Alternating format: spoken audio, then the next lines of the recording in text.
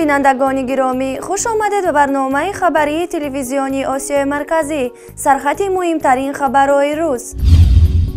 پخش ویدیوی نزدیکان رئیس هند و اعتراض شدید کاربران شبکه‌های اجتماعی. قانون پیشوای ملت را مجلس ملی هم تصدیق کرد. بالاروی میزان جنایتکاری در تاجیکستان. روس‌ها برای سرکوب کردن قیام مردمی به دوشنبه کوچیدند. تاجیکستان در زمینه ورود پول از حساب مهاجران در جای اول است.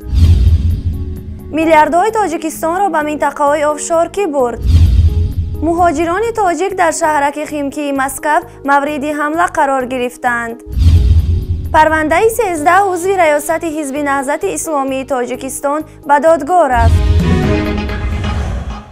با وجود پنج شدن خبر بازداشت پیوندانی محیدین کبیری، رئیس حزب در تاجیکستان ممنوع نهضت اسلامی تاجیکستان، در رسانه‌های داخلی و خارجی و اعتراضی فعالان و کاربران شبکه‌های اجتماعی و سازمان‌های بین الملل، مقامات تاجیکستان در شبکه‌های اجتماعی چند ثبت ویدیویی را پخش کردند که در آن گویا پیوندان رئیس هند از او دعوت بازگشت به وطن می‌کنند. این در حالی است که بعد بازداشت پیوندان کبیری با شمول پدر 95 ساله و عمه 74 ساله‌اش و بردن آنها به سمت نامعلوم، کارشناسان تخمین زده بودند که هدف از بازداشت ثبت ویدیوی آنهاست.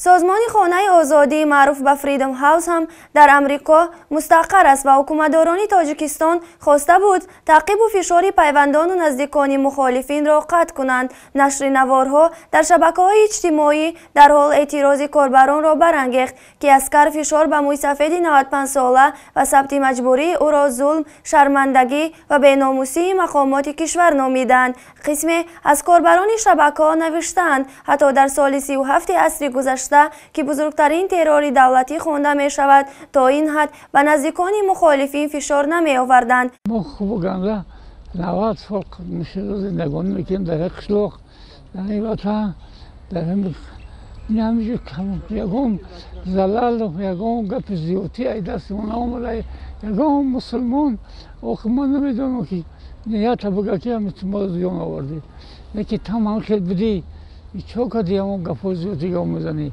نزن برای عودی یمه باشه آخه یمه باشه برای عودی وطن بکوش یاردم شو آخه همین راه بر یک میادم میکنم خدا راه بر رو تحت حساب بطور جوان همین مملکتمون آرام و تنج و همین آرام بگردیم بین تمردمون دیگه هیچ مقصد نداریم. همین توی خیلی آدم هیچ باوری ندارم اون تیم گپ زیادی گفتنی. مجلس ملی هم امروز قانون درباره اساسگذاری صلح و وحدت پیشوای ملت را تصدیق کرد. این قانون به خود نامزد به پیشوای ملت رئیس جمهور امام علی رحمان فرستاده شد که بعد امضای او و چاپ شدنش در رسانه‌ها حکم قانونی میگیرد. این قانون را پالاتای پایانی پارلمان مجلس نمایندگان 9 دکبر خیلی فعالانه با برآمد 30 وکیل با آمد و ستایش رئیس جمهور و شیرخوانی قسمی از آنها بررسی و با یک آواز تصدیق کرده بود. قانون پیشوای ملت برای رئیس جمهور امام علی رحمان وکالت و امتیازهای زیادی داده است که بعد از منصب پرزیدنتی رفتنش هم میتواند یکی از نفرهای کلیدی در حکومت تاجیکستان باشد. از جمله این قانون پیش بینی کرده است که پیشوای ملت دارای مسئولیت بوده از همه گونه نمودهای جوابگری آزاد می باشد. اینچنین اجرا کردن مشورت‌های او به همه نهادهای دولتی حتمی بوده. تمام مسائل مهم داخلی و خارجی باید با او موافقه کرده شود.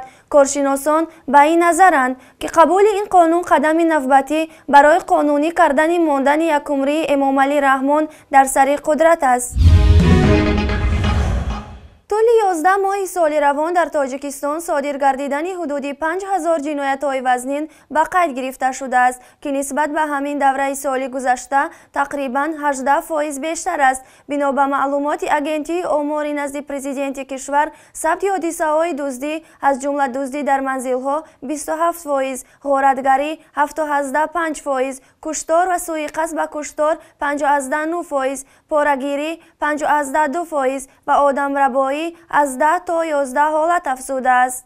در همین حال دوام ماه‌های ینور نوامبر سال 2015 زیاده از 2,800 جنایت‌های اقتصادی به قید گرفته شده است که در مقایسه با همین دوره سال گذشته 4,5% زیادتر می باشد. گفته می شود در این دوره 506 حالت ویران کردن قاعده‌های بی‌خطری حرکت در راه ثبت شده و مرگ و جراحت‌های گوناگون جسمانی برداشتن جبردیدگان باعث گردیده است. طول 11 ماه سال روان در تاجیکستان در مجموع نزدیک 20,000 جنایت‌ها به قید گرفته شده است.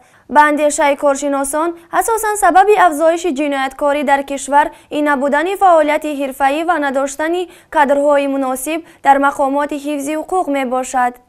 گپ در سری اون که طرز اصول و شکل کارهای فهماندهی به طلبات زمان معاصر جوابگو نیست. آنها باید شرط و شرایط، عامل و سبب‌ها و انگیزه‌های صادر شدن جنایت و حقوق ویرانکنی را تحلیل و بررسی کنند.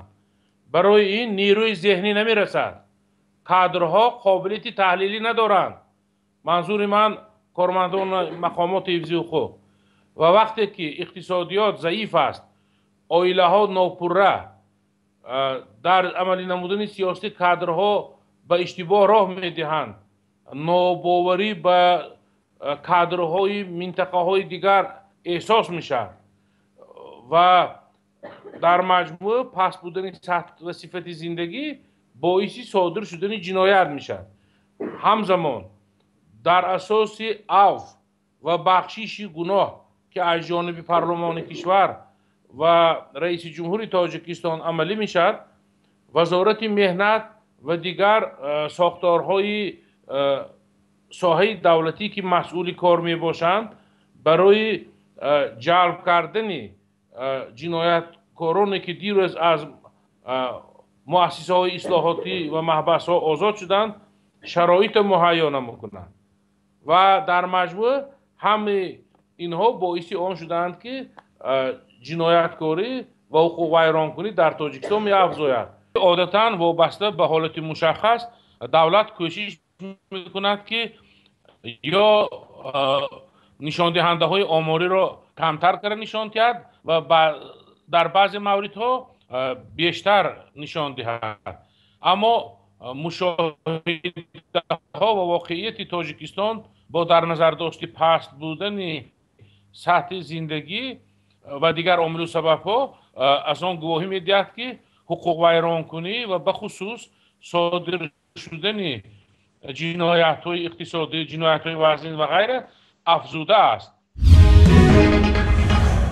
وزارت دفاع روسیه قسمی واقع در کولاب بوده دیویزیای 201 روسی را پورا به دوشنبه کوچانده است. در این باره یاردمچی فرمانده قشون‌های اکروگ حربی مرکزی روسیه یاروسلاو رشوبکین خبر داده است. او گفته است این کوچانیدن به هدف بیشتر کردن تیاری حربی و قدرت جنگی این دیویزیا بوده است که با وزارت دفاع تاجیکستان هماهنگ کرده شده است. این جای وسکونی هیچ تغییراتی به شماره اسکران، هدف و وظیفه‌های دیویزیا وارد نمی کند. اضافه کرده است رشوبکین. اینکه چرا این قسم حربی با این سراسیمگی و زودی از 45 کیلومتری سرحد افغانستان به 300 کیلومتری آن کوچ بسته است، در حالی که گفته می شود و از آنجا هر روز بدتر می شود، سوالات زیادی را برانگیخته است. لازم به یادآوری است که همین پولک 149 کوچ بسته از کولاب سال 1993 بعد هجوم قواهای این نوت به زستوی 12 روسی به کمک آن رفته بود ولی نرسید. به گفته فرمانده قشون‌های ایما در افغانستان جان کمبل، قدرت در افغانستان با شدت در حال افزایش است و تا آغاز سال 2016 به 15-20 هزار می رسد. طالبان هم در حال پیشروی در شمال افغانستان هستند، اما چرا محض در همین زمان روسیه ارتشش را از سرحد افغانستان دور می برد؟ الکساندر خنمچیخین، جانشین دیرکتور اینستیتوت تحقیقات سیاسی و حربی روسیه گفته است فرضیه نزدیک به منطق کوچاندن پولک 149 این زیاد بودن امکان تبادلات در دوشنبه است. شاید خطر آن خیلی بیشتر از خطری موجود از سرحد باشد. معلوم است که هیچ امید به ارتش مقامات امنیتی تاجیکستان نیست، افزوده است او. اما دیرکتور مرکز آموزشی کشورهای شرق نزدیک و آسیای مرکزی سیمیون بگداسارف نظر دیگر دارد. او گفته است کولاب خیلی نزدیک به سرحد افغانستان و تاجیکستان واقع می باشد. کوچاندن پولک از آنجا به دوشنبه نانسنس است. خود رئیس جمهور تاجیکستان امام علی رحمان 6 اکتبر در واخری با ولادیمیر پوتین گفته بود که در 60% سرحد تاجیکستان و افغانستان عملیات جنگی می رود. از نگاه تاکتیکی حربی این قدم قابل قبول نیست، حتی اگر امکان تبادلات وجود دارد. در صورت ضرورت امکان دارد در 3 ساعت پولک به دوشنبه برده شود، اما جنگنده های طالبان و دی می توانند در نیم ساعت از افغانستان به کولاب رسند. سابق سردار اداره مرکزی همکاری بین الخلقی حربی روسیه لیانید ایواشوف هم امکان تبادلات یا قیام در دوشنبه را موجود خوانده است و گفته است که شاید امام علی رحمان بیش از طالبان و دولت اسلامی و جنرال های اطرافی خودش و مردم کشورش خوف دارد و کوچانیدن حربیان دیویزیای 201 را از کولاب به دوشنبه به همین ربط داده است. دیویزیای 201 روسیه از 3 پولک 149 تا چند روز پیش در کولاب، 191 در قرغان تپه و 92 در دوشنبه عبارت بوده 7500 سرباز دارد. تاجیکستان در زمینه ورود حجم پول از حساب مهاجران میان کشورهای جهان در مقام اول است. در این باره ریا نووستی خبر داده است. این رسانه در یک مطلب بخشیده به روز جهانی مهاجران با تکیه به آمار بانک جهانی گفته 49% مجموع محصولات داخلی تاجیکستان را پول مهاجران تشکیل می‌دهد. با اطلاع منبع قرقیزستان با 32% MMD اش از حساب پول مهاجران در این مقام کشور دوم است. نپال با 29% در مقام 3، مالداو در زینه 4 و تونگا با دریافت 24% مجموع محصولات داخلی و از پول مهاجران در جای 5 اند. طبق گزارش بانک جهانی سال 2013 247 میلیون نفر خارج از وطن خود مشغول کار بودند و پیشبینی این نهاد سال 2015 این آمار به 250 میلیون میرسد. شرکت تحقیقاتی گلوبال فینانشال تگریتی در گزارش نو خود گفته است از سال 2002 تا سال 2011 از تاجیکستان بیش از 2 میلیارد و 700 میلیون دلار به خارج کشور برده شده است. صندوق بین المللی پول، بانک جهانی و تکس جاستیس نتورک نیز سرمایه شهروندان تاجیکستان در منطقه‌های آفشور را از 2.5 تا 3.5 میلیارد دلار تخمین میزنند. با گزارش آزادگان میرغیاس احراروف حقوقشناس در این باره گفته است پوشیده نیست که تقریبا همه میلیونرهای تاجیک در منطقه‌های آفشور مبلغ‌های کلان خود را پنهان نمودند. با کیا تعلق داشتن این مبلغ‌ها به همه ما معلوم میباشد، اما اکثر داننده‌های این دزدی‌ها و پنهانکاری‌ها که امنیت خود و خوانندگان خود را تامین کرده نمی‌توانند خاموشند.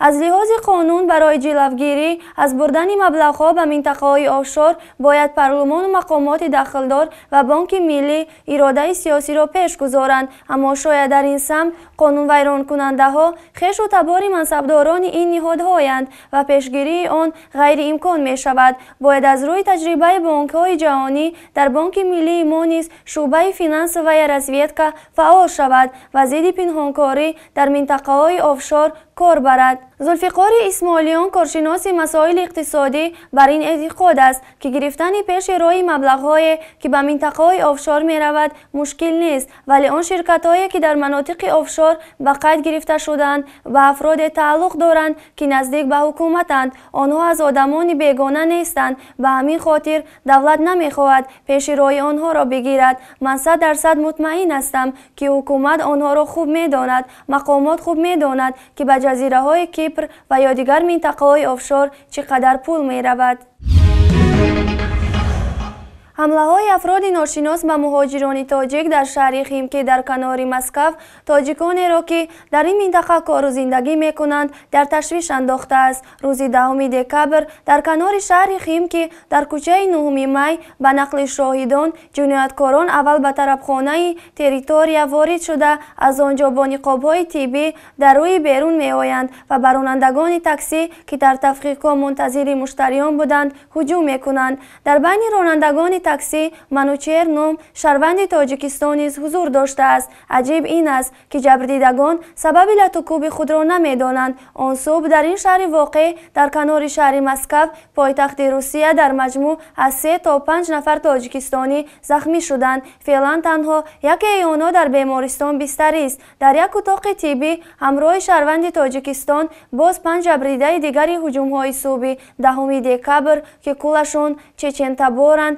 بستری‌اند. طبق نقل نزدیکان جوانان قفقازی، تاجیکان آن صبح مورد حمله اشتباهی قرار گرفتند. با گفته منبع‌ها فعلا در شهر خیمکی تقسیمات قلمرو بین قفقازی‌ها و دسته‌های جهانی جنایی ادامه دارد و احتمال می‌رود که مهاجران تاجیک قربان همین جنگ شدند. با وجود این حادثه مذکور بنابر نبود معلومات مشخص در بین مهاجران کاری آوازه‌های را به میان آورده که گویا جنایتکاران انتخابی به تاجیکستانیان حمله می‌کرده باشند. گمان‌ها از حمله شب 6 دکبر به مغازه یک تاجیک در کوچه مایاکولسکی همین شهر منشأ می‌گیرد. آن شب 3 نفر نامعلوم در این مغازه احتمجان محمدی‌یو را شکسته او را زخمی کردند و 7000 روبلش را بودند. در کل این حادثات جبردیدگان از کردار جنایتکاران دیده از رفتار پزشکان محلی بیشتر نگرانند. کل زخمی شده‌ها از بی‌طرفی دکتران ضمن مراجعت به یاری طبی شکایت کرده ابراز می‌دارند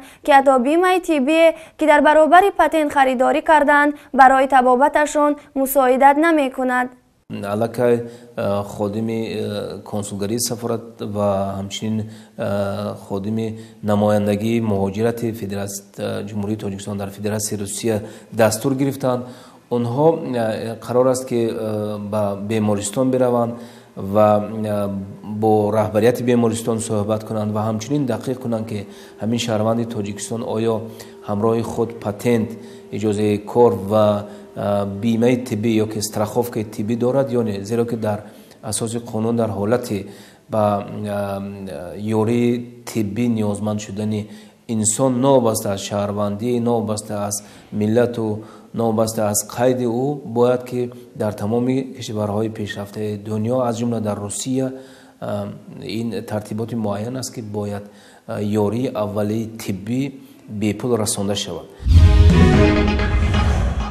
بنا به خبرهای دریافت گردیده دادستانی کل تاجیکستان پرونده‌های 13 تن از رهبران حزبی در تاجیکستان ممنوع نهضت اسلامی را برای محاکمه به دادگاه عالی فرستاده است. به گفته منابع رادیوی آزادی، کمیسیون مخصوص تفتیشاتی دادستانی کل تفتیش پرونده‌های 13 نفر از اعضای ریاست حزبی در تاجیکستان ممنوع نهضت اسلامی را که روی آنها مهر مخفی زده شده است انجام داده و برای محاکمه به دادگاه عالی ارسال کرده است. یک منبع از دادگاه عالی روز 18 دکبر به رادیوی آزادی گفته است پرونده‌های آنها مخفی‌اند و از این روز تا روز صدور حکمشان شرح بیشتر داده نمی شود. اما نزدیکان اعضای بازداشت شده ریاست حزب نهضت اسلامی تاجیکستان میگویند پرونده‌های آنها علاقه در دست دادگاه عالی قرار دارد و شاید علاقه تا سال نو میلادی حکم آنها صادر شود. 13 عضو ریاست حزب نهضت اسلامی تاجیکستان،